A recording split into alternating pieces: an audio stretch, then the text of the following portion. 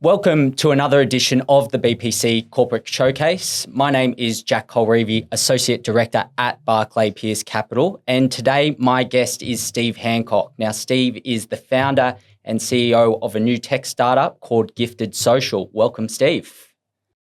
Hey, Jack, how are you? I'm well, thanks. Thanks for your time. Let's dive straight in. As mentioned, Gifted, very exciting seed stage tech startup. Now, with investors in these early stage companies, the critical piece is the people behind the company. So tell me a bit about yourself, your background. Give us a bit of flavour there. Of course. Firstly, thank you ever so much for having us along for this opportunity. Really keen to explain our story and our journey and the opportunity to your shareholder base. So a little bit about me. Around about 15 years ago, I was the commercial director for a company called Ibiza Rocks, which was one of Europe's largest global youth brands. I transitioned from that into my first success story, I guess, my first tech startup in around about 2013. It basically harnessed the opportunity of the virtual reality boom that was happening in the early 2010s.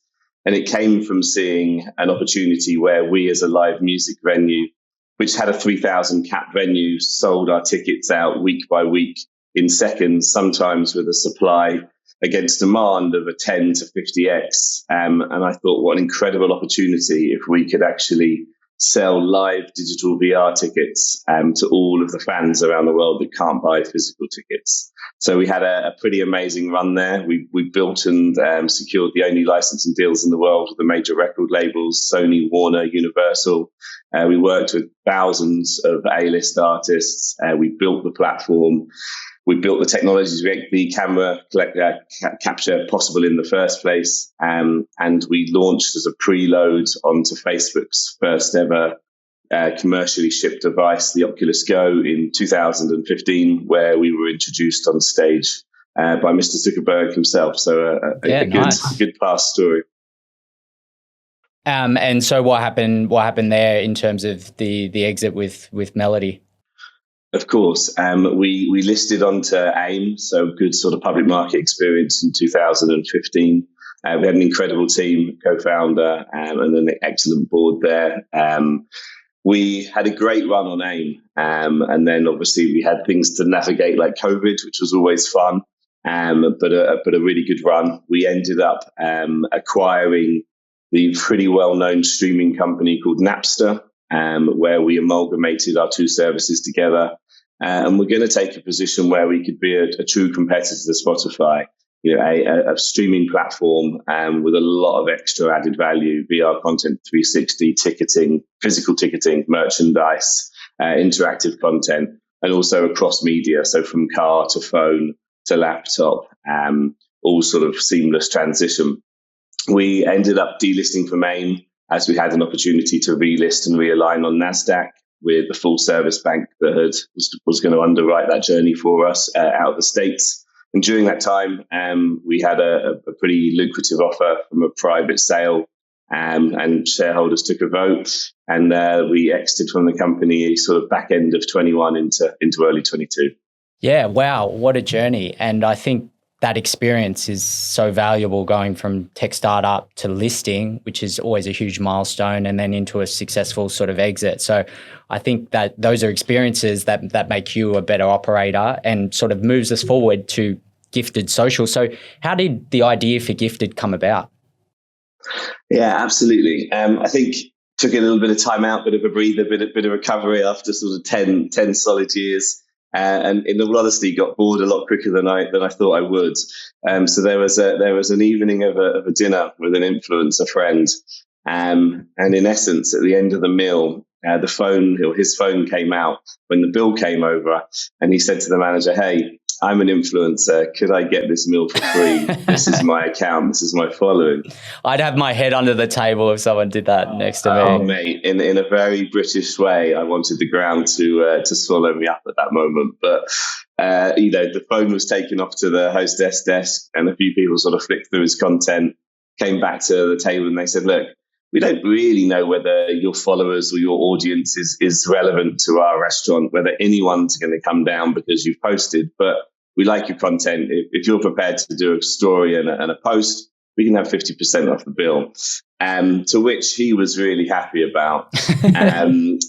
Uber on the way home, long story short, I said, hey, pal, two things. Let's never do that in my company again. But secondly, and most importantly, it's 2022. That can't be how you live your life as an influencer. To which he said, yes, and me and tens of millions of others. And that's what got the brain ticking for Gifted Social. Yeah, wow. So you saw the problem sort of in real time and sight. Actually, one of my colleagues in the BPC office, James Whelan, has been spruiking a statistic that he read recently, which was 7% of the US workforce identify as an influencer. And so, that's a crazy sort of statistic, but we're not all, got 1 million plus subscribers and getting millions of dollars per ad. So I think that's a good segue into Gifted. Can you explain more? Give us the elevator pitch on the platform. Yeah, absolutely. So the opportunity I saw effectively was to build a platform that primarily operates in sort of leisure hospitality sector, allowing brands to kind of have an alternative opportunity to working to an agency, building a self-serve, fully AI-powered SaaS platform where brands can basically access influencers matched to their own specific influencer criteria and have influencer content created in return for a gifted experience or a gifted brand. So in essence, removing all the ad hoc madness of thousands of DMs sent by influencers in the hope that a brand might say yes, but also only allowing brands to be served with influencers that pre-match their criteria that's set in our platform. So what's coming in as collaboration requests. Firstly, they've been matched by the system. But secondly, and most importantly, the matches that are coming in resonate with what you want for your audience. So really removing a lot of barriers and putting in sort of structure. Yeah, I mean, sounds like such a simple idea, but I mean, everything's easier said than done, and it's all about sort of execution. So how has execution gone so far? Yeah, for sure. I suppose just on one last bit on that last question, if I might, Jack, to sort of give it a bit more of an overview, we've effectively built the Airbnb for influencer marketing and brands. The platform allows all communications through one platform, from the coordination of the collaboration to the delivery of the content. And the thing that sort of blew my mind going back to the dinner experience was the sign of the bartering that took place on the spot. But if you do this, you can have that. So within the platform, which I'm sure everyone will see in due course, or if your investor base hasn't already, there's a good opportunity to do so, where there's a clear offer and ask. The brand's prepared to give this away in exchange for this. So no confusion, no ambiguity. Thought it might just be worth giving that extra bit of color. No, it's great context. It's basically a two-way marketplace. You've got brands and you've got sort of influencers. Let's start on the brand side, because it can be difficult to sort of get the network effect going. But who are some of the brands that you've been able to attract so far? What's been the feedback? Yeah, absolutely.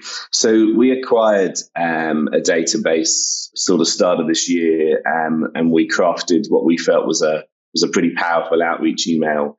We sort of picked around about 3,000 brands from sort of West Coast America all the way down to you guys actually in Sydney, and click send. We were relatively astounded to receive a 36% response rate. Which just kind of blew all of our minds. Industry standards, low single figures.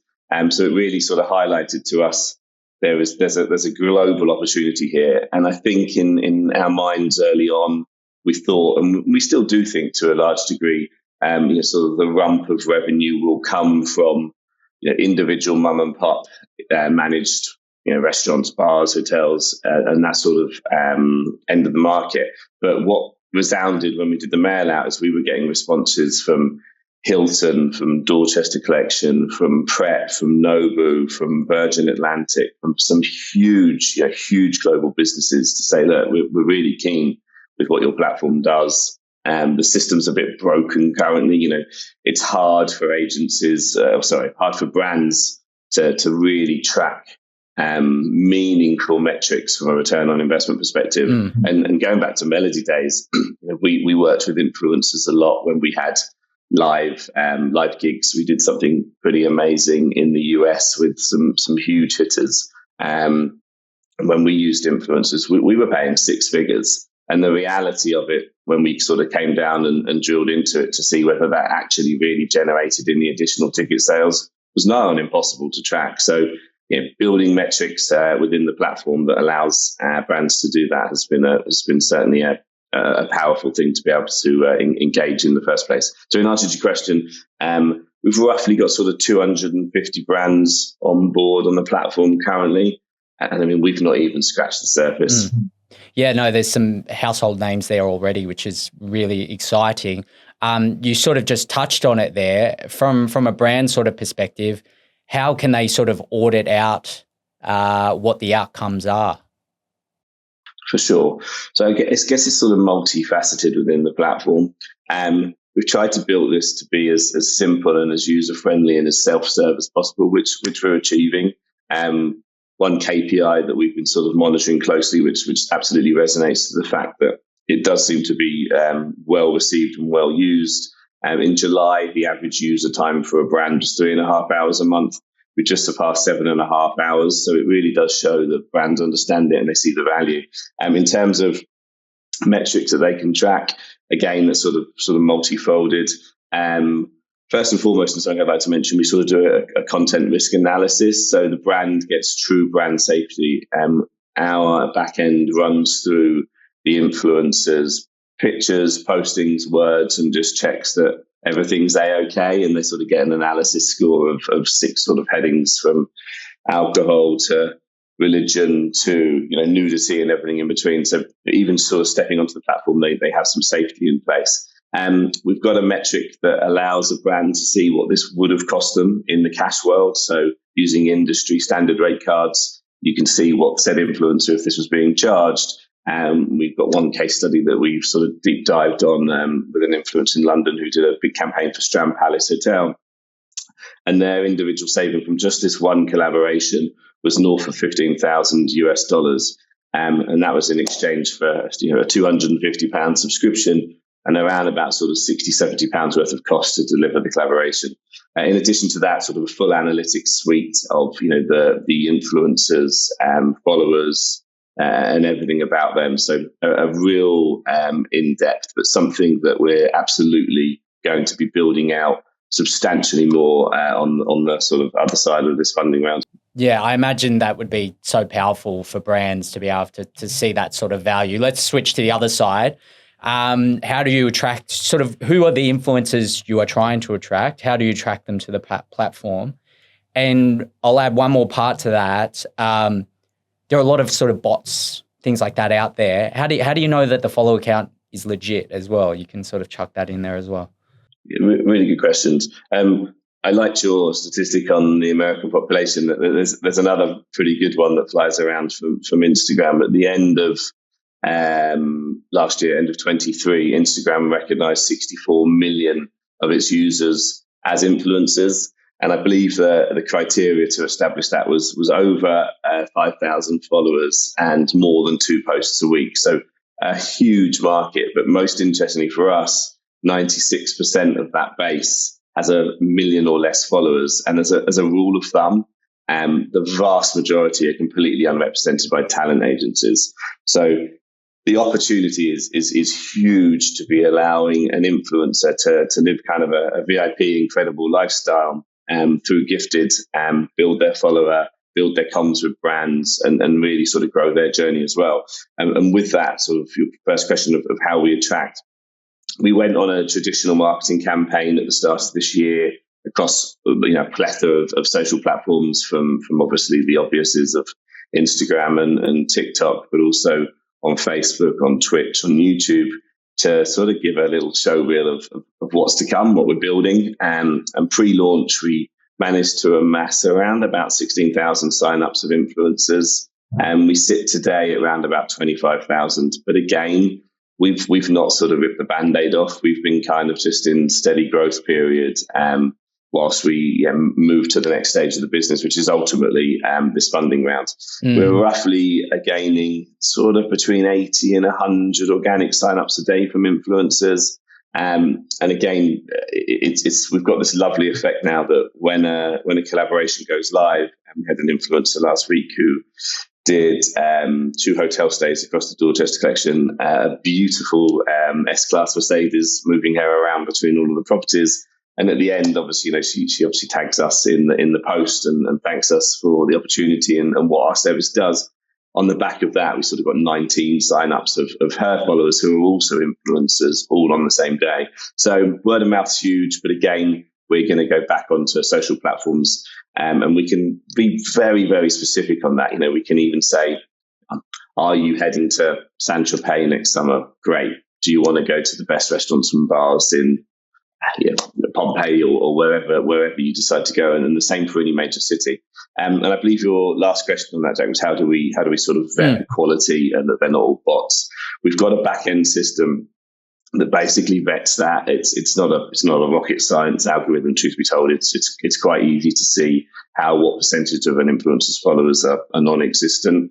There's a tolerance within that, obviously, but if it scores too highly, there's just no good to us. The other flip of that is within the brand preference and profile, they set the engagement rate they want to see.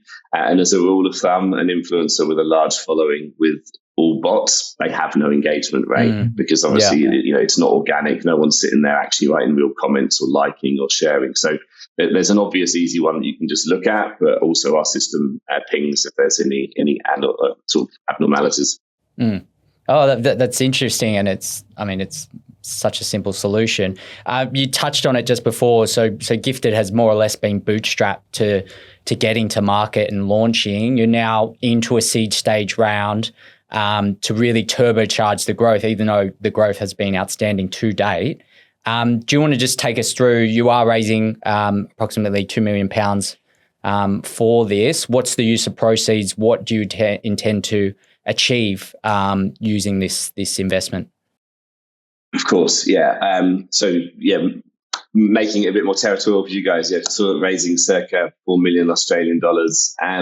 The primary use of funds is to address a significant backlog. We're not sort of coming to market saying, hey, we need millions of dollars to build a platform. It's built, it's operational, we're revenue generative, we're growing. There's a good sort of buzz growing around us. So the backlog of brand onboarding is super important, obviously. Continue improvement to automation. The vision for this is a true self-serve platform. It's a set and forget. It doesn't need much humans. We're not looking forward 5 years to a workforce of 1,000. A fraction of that. So automation is key. Obviously, AI and machine learning and deep learning capabilities are a strong use of proceeds on the back end of this. And we're offering this opportunity a pre-money valuation of 5 million Australian dollars. To give you a bit further context, platforms currently served in Northern Europe, the States and Canada. Few reasons to that. There's a commonality of language in its markets we know very well. And that's what made us feel that Australia was also a natural sort of next step and looking for the right partners in the surrounding territories to extend our services there is a complete given for us. Australia currently rates as the fourth largest in the world in terms of influencer activity and influencer engagement as well. So it's high up our wish list. Yeah, so, just do a Bondi to Bronte walk. You'll see all the influencers taking their selfies. So I guess the top end summary of that ask, Jack, staffing, platform development, and supporting existing territories, and ultimately ability to embrace new, such as Oceania, is primary applications of this fundraise. No, well, it's an exciting opportunity. We're thrilled to be working with you and to present that to our investors. Look, we'll wrap it up there. So appreciative of your time. Thanks, likewise, Jack. Yeah. And for more information on Gifted Social and to learn about the associated investment opportunities, please subscribe to the Chairman's List in the link in the description.